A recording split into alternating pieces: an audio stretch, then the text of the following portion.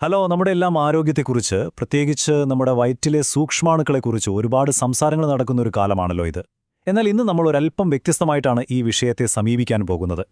പണ്ടുകാലത്തെ അനുഷ്ഠാനങ്ങളിലൂടെ നമ്മുടെ ശരീരത്തിലെത്തിയിരുന്ന സൂക്ഷ്മാണുക്കളും ഇപ്പം നമ്മൾ കടയിൽ നിന്ന് വാങ്ങുന്ന ആധുനിക പ്രോബയോട്ടിക് ഗുളികകളും തമ്മിൽ എന്താണ് വ്യത്യാസം? നമുക്കൊന്ന് ആഴത്തിൽ നോക്കാം.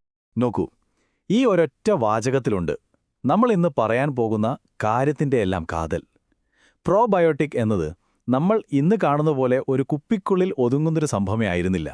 അത് നമ്മുടെ ജീവിതരീതിയുടെ, നമ്മുടെ സംസ്കാരത്തിൻ്റെ തന്നെ ഒരു ഭാഗമായിരുന്നു. ഇതാണ് നമ്മൾ ഇന്ന് മനസ്സിലാക്കാൻ പോകുന്ന പ്രധാന ആശയം. അതെ, നമ്മളിവിടെ താരതമ്യം ചെയ്യാൻ പോകുന്നത് രണ്ട് വെറും സാധനങ്ങളെയല്ല, മറിച്ച് രണ്ട് വ്യത്യസ്ത ലോകങ്ങളെയാണ്. ഒരു വശത്ത് ഗുളികയുടെ ലോകം, അതായത് എല്ലാം കൃത്യമായി അളന്ന് ലാബിലുണ്ടാക്കി പെട്ടെന്നൊരു ഫലം മാത്രം ലക്ഷ്യം വെക്കുന്നത്. മറുവശത്ത് സംസ്കാരത്തിന്റെ ലോകം, പ്രകൃതിയോട് ചേർന്ന് തലമുറകളായി നമുക്ക് കിട്ടിയ അറിവിലൂടെ രൂപപ്പെട്ടു വന്നത്. അപ്പോ ഇതൊരു വെറും സപ്ലിമെന്റിന്റെ താരതമ്യമല്ലെന്ന് മനസ്സിലായല്ലോ, അല്ലേ? നമ്മൾ ആരോഗ്യത്തെ സമീപിക്കുന്ന രണ്ട് വഴികളെയാണിവിടെ നോക്കുന്നത്. ഒന്ന് നമുക്ക് പെട്ടെന്നൊരു ആശ്വാസം തന്നേക്കാം, പക്ഷേ മറ്റൊന്ന് അത് ജീവിതകാലം മുഴുവൻ നിലനിൽക്കുന്ന ഒരു ആരോഗ്യകരമായ അടിത്തറയാണ് നമുക്ക് തരുന്നത്. ശരി, അപ്പോൾ നമുക്ക് ആദ്യത്തെയും ഏറ്റവും പ്രധാനപ്പെട്ടതുമായ വ്യത്യാസത്തിലേക്ക് തന്നെ കടക്കാം. ഈ പറയുന്ന സൂക്ഷ്മാണുക്കൾ എവിടെ നിന്നാണ് വരുന്നത്?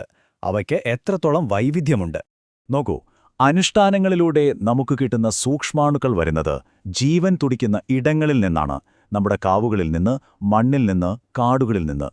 അവ അവിടുത്തെ സാഹചര്യങ്ങൾക്കനുസരിച്ച് എപ്പോഴും മാറിക്കൊണ്ടേയിരിക്കും. പക്ഷേ ആധുനിക പ്രോബയോട്ടിക്കുകളോ? അവ ഒരു ലാബിന്റെ അണുവിമുക്തമായ അന്തരീക്ഷത്തിൽ വളരെ കുറച്ചു തരം ബാക്ടീരിയകളെ മാത്രം വേർതിരിച്ചെടുക്കുന്നതാണ്. അതിനൊരു മാറ്റവുമില്ല, എല്ലാം സ്റ്റാൻഡേർഡാണ്. ഇവിടെയാണ് ശരിക്കും കളി മാറുന്നത്. പാരമ്പര്യ രീതിയിൽ ആയിരക്കണക്കിന് വ്യത്യസ്ത തരം ബാക്ടീരിയകളും ഫംഗസുകളും നമ്മുടെ ശരീരത്തിലേക്ക് എത്തുന്നുണ്ട്. ഈ ഒരു വലിയ വൈവിധ്യമെന്ന് പറയുന്നത് വലിയൊരു ശക്തിയാണ്. എന്നാൽ ഗുളികകളിൽ എന്താണുള്ളത്? സാധാരണയായി വെറും 5 മുതൽ 20 വരെ സ്ട്രെയിനുകൾ മാത്രം. അത് താൽക്കാലികമായി ഒരു സഹായം നൽകിയേക്കാം, അത്രമാത്രം. ഓക്കെ, അപ്പോൾ ഇവ വരുന്ന വഴിയും അവയുടെ വൈവിധ്യവും തമ്മിൽ വലിയ വ്യത്യാസമുണ്ടെന്ന് നമുക്ക് മനസ്സിലായി.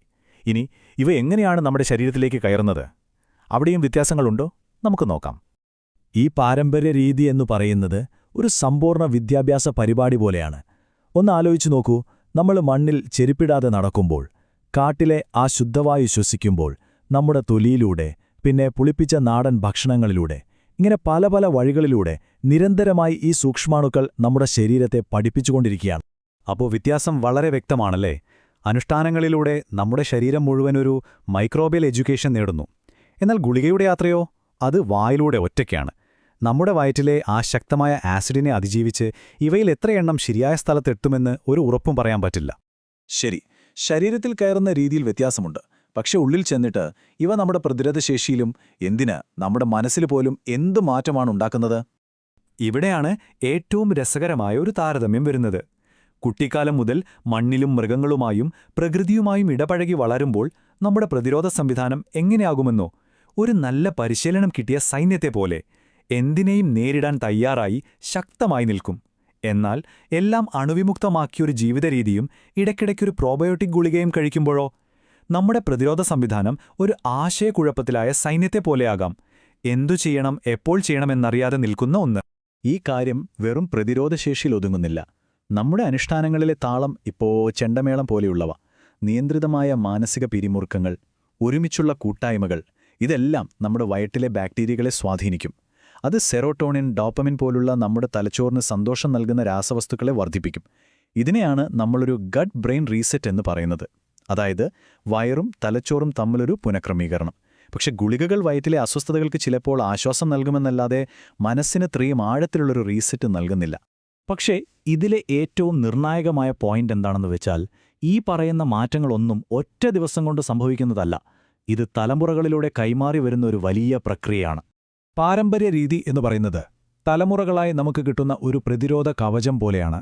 നമ്മുടെ മുൻ തലമുറകൾ പ്രകൃതിയുമായി ഇടപഴകി നേടിയെടുത്ത ഈ അറിവ് നമ്മുടെ ജീനുകളിൽ വരെ മാറ്റങ്ങൾ വരുത്തുന്നുണ്ട്. ഇതിനെയാണ് എപ്പിജനറ്റിക് അഡാപ്റ്റേഷൻ എന്ന് പറയുന്നത്. എന്നാൽ ആധുനിക പ്രോബയോട്ടിക്കുകളോ? അത് കുറഞ്ഞ കാലത്തേക്കുള്ള ഒരു തിരുത്തൽ മാത്രമാണ്. അത് പലപ്പോഴും നമ്മളെ അതിനെ ആശ്രയിച്ച് ജീവിക്കുന്ന ഒരവസ്ഥയിലേക്ക് എത്തിച്ചേക്കാം. അപ്പോൾ ഈ രണ്ട് ലോകങ്ങളെയും നമ്മൾ താരതമ്യം ചെയ്തു. ഇതിൽ നിന്നെല്ലാം നമ്മൾ എന്താണ് മനസ്സിലാക്കേണ്ടത്? എന്താണ് ഇതിന്റെ എല്ലാം ഒരു രത്നച്ചുരുക്കം? നമ്മൾ ഇതുവരെ സംസാരിച്ച കാര്യങ്ങളെല്ലാം ഒരൊറ്റ നോട്ടത്തിൽ മനസ്സിലാക്കാൻ ഈ പട്ടിക സഹായിക്കും. ഉറവിടം മുതൽ ദീർഘകാല ഫലം വരെ.